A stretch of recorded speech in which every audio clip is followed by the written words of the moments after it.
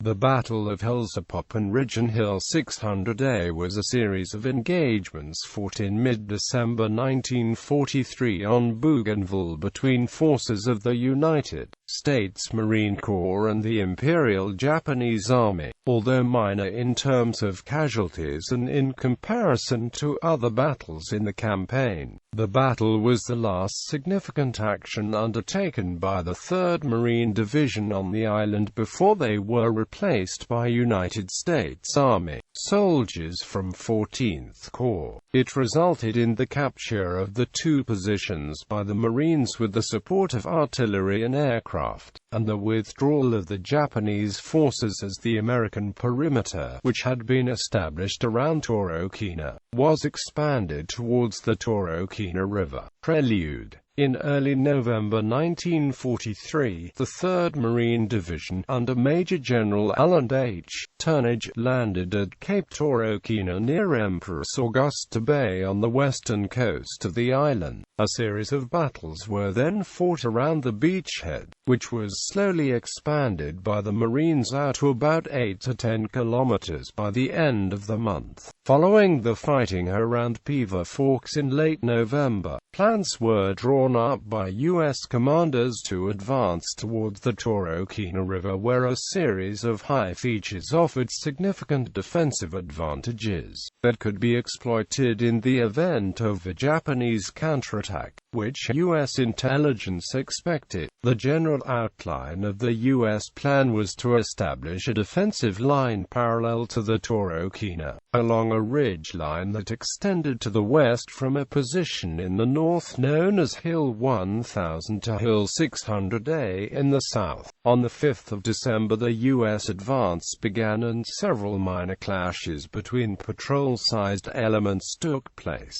2 days later, Marines from the 3rd Parachute Battalion met resistance along a spur to the west of Eagle Creek, at a position north of the junction of the east-west trail near Hill 1000, which later became known to U.S. troops as Hellzapoppin Ridge due to its difficult terrain. Documents captured by the advancing Marines indicated that a reinforced company of 235 men from the Japanese 23rd Infantry Regiment was holding the position. The hill, due to its position, threatened the flank of the 3rd Parachute Battalion's position, and as a result, the Marine commander was forced to readjust his dispositions to place the spur to his front. After consolidating the position and sending out patrols, a number of minor skirmishes took place before the Paramarines launched a company-level attack on the morning of the 9th of December. Although they managed to break into the Japanese position, the Marines were forced back by determined Japanese resistance, having sustained heavy casualties. A flanking maneuver also failed to dislodge the defenders. Late in the day, a company from the 1st Battalion, 21st Marines was sent up to reinforce the Paramarines, and the following day the rest of the 21st Marine Regiment, under the command of Evans O. Ames, arrived to take over responsibility for capturing the spur line around Hill 1000. Battle. Hellzapoppin Ridge, about 300 yards long and consisting of sheer sides that rose to a sharp crest no more than 40 yards wide. The spur was heavily vegetated and provided many advantages to defending force, offering good concealment. This made accurate target identification difficult and reduced the effectiveness of the Marines' air support as well as the indirect fires offered by their artillery and naval gunfire support. The Japanese defenders were well dug in on the position, occupying the reverse slope, and having established a series of mutually supporting positions that were protected with overhead cover and were supported by snipers who were tied into the treetops. Conversely, despite having captured a Japanese map which detailed the positions, lack of familiarity with the terrain and the confined nature of the approaches to It adversely affected the tactical thinking of the U.S. company commanders, who were unable to concentrate their forces beyond platoon strength in the thick jungle, and which consequently took away from them one of their main advantages: firepower. Commencing on the 12th of December, a series of assaults were attempted by the 21st Marines, utilizing the partial envelopment tactic. The well-cited Japanese positions, however, turned any attempt to take the position by an indirect approach into a frontal assault. Although the Japanese fields of fire were limited by the narrowness of the position, they were well concealed, and as a result, at least initially, the first that the Marines knew of the location of the Japanese positions was when they were engaged by them at close range. Attempts to reduce the Japanese positions through the use of mortars, artillery and airstrikes were hampered by the dense jungle. The thick vegetation caused tree bursts, while reducing the observation of attacking pilots, which resulted in inaccurate strafing and bombing, and as a result it was not until the 18th of December that a large-scale attack could be launched by the Marines to take the hill. That morning 3 airstrikes were undertaken, along with an artillery barrage, in preparation for an attack at nightfall. Prior to the attack, a thorough artillery preparation was followed by a 4th airstrike, which was undertaken by 6 Grum NTBF Avengers from VMTB 134, that through close coordination by forward observers on the ground, dropped 48 100-pound bombs about 75 yards in front of the U.S. positions. The aircraft also conducted strafing runs of the Japanese positions. A two-pronged attack was then put in by the 1st and 3rd Battalions, 21st Marines. Companies A and C from the 1st Battalion attacked the position from the northwest, while companies L and K from the 3rd Battalion attacked from the south. This proved successful, as the defenders had been forced from their dugouts by the earlier artillery fire and airstrikes, making them easier targets for the Marines. The previous strikes had also had the effect of clearing some of the vegetation, which made the going easier for the Marines during the attack. In capturing Hellzapoppin Ridge, the Marines lost 12 men killed and 23 wounded. Japanese losses were at least 50 killed. The morning after the attack, the 1st Battalion, 21st Marines exploited the position as far east as the Eagle River, which flowed into the Torokina, where they began work on constructing defensive works to consolidate the position.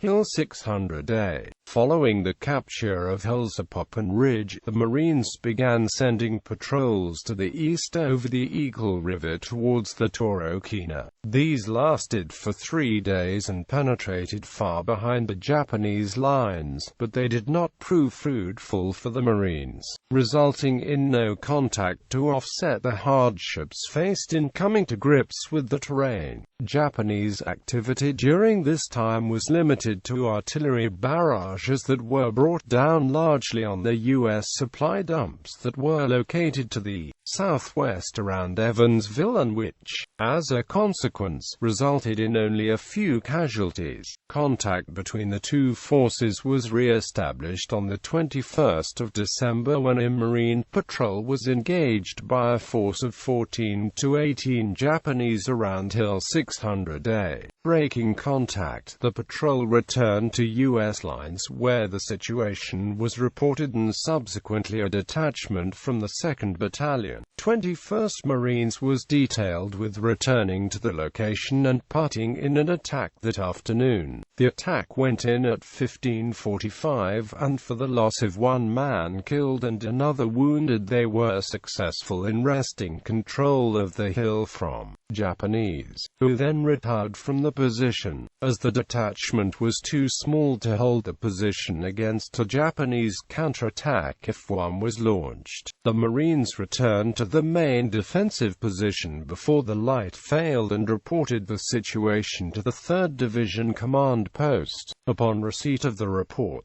Turnage decided to establish a platoon-sized outpost on the hill, and the following morning a force from the 3rd Battalion, 21st Marines, which included heavy weapons support and an artillery forward observer, was sent out to occupy it. The Japanese, however, had returned during the night following the battle and had retaken the position and established themselves firmly. Heavy fire prevented the Marines from advancing and forced them to call back to regimental headquarters for reinforcements. Company I was sent up, and its commander, misreading the situation and thinking that the Japanese held the crest of the ridge, rather than the foot of its reverse slope, ordered a three-pronged double envelopment maneuver, utilizing two elements of his force to flank while the third attacked frontally. With almost no appreciation of the situation of the terrain, the maneuvering elements turned into effect the envelopment too soon and consequently moved into the flanks of the platoon that was in contact, rather than the Japanese emplacements. Consequently, they too began to take heavy fire, and as a result, the American company commander gave the order to withdraw so that an artillery strike could be called down on the Japanese. This too proved to be unsuccessful in forcing the Japanese from the hill, and Company I returned to the main defensive position before sunset. The following day, the 23rd of December, Company K from the 3rd Battalion, 21st Marines, renewed the attack with a heavy weapons platoon attached to provide support by fire, forming up for an attack further south from where Company I had attacked the day before. One platoon was sent on a reconnaissance along a steep, narrow ridge. Receiving heavy fire, it was forced to fall back and artillery was called in. This had only limited results due to tree bursts. Nevertheless, half an hour later, a second platoon was thrown in, and this too was turned back by stiff resistance. Once again indirect fire support was called in, this time lasting only 10 minutes but augmented by mortar fires, after which a flanking attack was attempted. This proved unsuccessful, and as night fell, Company K withdrew. The next day, however, Marine patrols found that the Japanese had abandoned the position during the night. 4 Marines had been killed and 8 wounded in taking the position. Only one Japanese body was found when the position was searched later. Aftermath. By the end of 1943, although there were about 44,000 Americans on the island, a stalemate had developed. While the main Japanese force established itself around Bougainville in the south of the island with the intention of securing food sources. Shortly after the fighting around Hellzapoppin Ridge and Hill 600A, the U.S. Marines on Bougainville were relieved by soldiers from the U.S. 14th Corps, which consisting of only 2 divisions. The 37th and Americal adopted a mainly defensive posture around Torokina to protect the 4 airfields that had been constructed there. As a part of this strategy, outposts were established along the main tracks leading to the port, while Fijian troops patrolled the interior of the island. Between 8 and the 25th of March 1944, the Japanese commander, Lieutenant General Harukichi Hyakutake, launched an offensive on the American perimeter with 15,000 troops, consisting mainly of the 6th Division and 2 battalions from the 17th, from Bougainville and Numanuma, suffering considerable casualties, over 5,000 killed compared to American losses of 263. The Japanese withdrew back towards the south, for then until the Australian 3rd Division took over responsibility for the island in November 1944. The Japanese forces, consisting of about 52,000 personnel, sought to avoid contact, and American forces forces, while continuing to maintain a presence through fighting patrols and the establishment of outposts in the north and around Nama. Generally pursued a strategy of isolating the Japanese garrison.